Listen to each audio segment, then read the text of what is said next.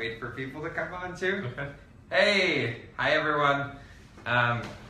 We're live with Adam Lippin, who is the founder of Cuddlist. Correct. Professional cuddling service. Co-founder and CEO. Co-founder and CEO. and I met Adam, what was it, like 6 months ago? Or at least, yeah, Braveheart. Maybe a little more. Yeah. So like a year ago. And he does a really interesting business, the business of professional cuddling. And the moment I heard of it, I was like, this is much needed in the world, much needed.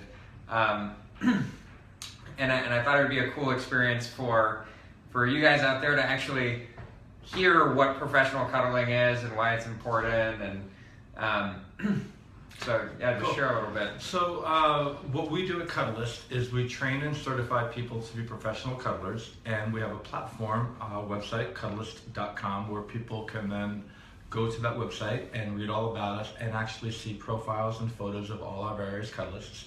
And most of them come from the wellness world, so they're currently, Reiki healers or energy healers. They do somatic sex work. They're child psychologists, etc., etc. So the basic concept is that touch is a human need that everyone should have access to, and for whatever reason, a lot of people don't have access to it. Over 51% of the adult population live alone. At any point in all of our lives, we are not getting enough touch needs met, and there's incredible evidence to support the fact that when you have healthy touch in your life, your serotonin levels go up, you're more healthy, you have less stress in your life, and therefore you're more likely to do healthy, better things with your life. Similarly, if you don't have enough touch in your life, there's it's called skin hunger, and it's a legitimate thing, which leads to feeling more bad about yourself, depression, anxiety, and thus acting out in ways that are not healthy for you. So for the lucky ones of us, like been in a 17-year relationship, I have a child, I get a lot of touch needs met, but a lot of us don't. And people who are not on Tinder or Grindr or in the league or OkCupid, for whatever reason, they should be entitled to have healthy touch too.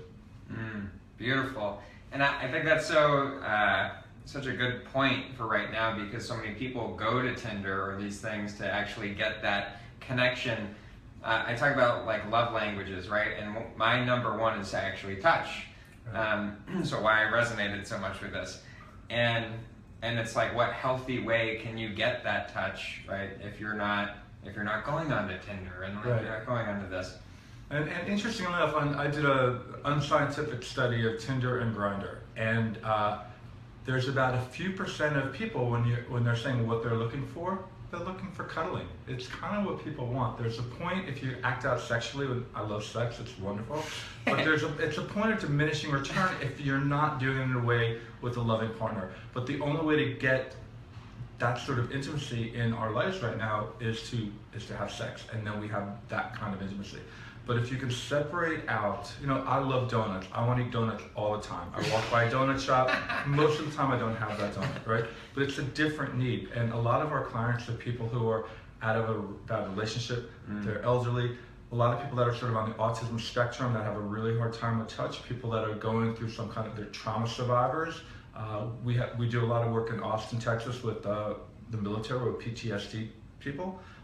And so it's very easy if you're sort of, have a lot of love and a lot of touch, and to look at this and say it's kind of crazy. But put yourself into a 52-year-old woman's perspective that maybe hasn't had a date in 25 years and doesn't feel like she's willing, able, or deserving of any sort of access to it. So what happens is when you're that deprived of touch, you close down. Like literally your body language changes, your psychochemistry changes, right? Neurotransmitters sort of get blocked, right?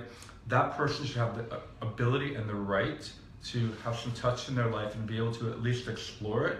And we're working with a psychologist who is a neuropsych professor at Johns Hopkins University, and she believes that this type of touch is the missing link in the entire wellness healthcare world, because you can have all the talk therapy that you want, you can take all the drugs that you want, unless you have some actual physical intimacy and some touch in a safe, healthy, healing way, that neurotransmitter is not going to strengthen. It's like if you have a heart attack, you get a stent put in. Well, we're the stent. That's beautiful. Thank you. I love that. Love, love, love, love. And it's healing, right? We're talking about healing people, actually helping them to get this need of theirs met, and to know it's okay. It's not like I used to relate to myself as needy for like needing human touch or like wanting that in some way, and it's totally cool. Yeah, so there's a couple things. You know, there was a time when acupuncture and yoga and meditation and therapy, traditional therapy, was looked down upon as, you know, very fringe. And, you know, I remember when I was in New York for years, and I used to walk around with a yoga bag about 25 years ago, and people would look at me like I'm some freak. Right now, it's sort of like de rigueur. If you don't have a yoga bag, like, you know, you're not. So things change and evolve, and, you know, the reality is that healthy touch can change someone's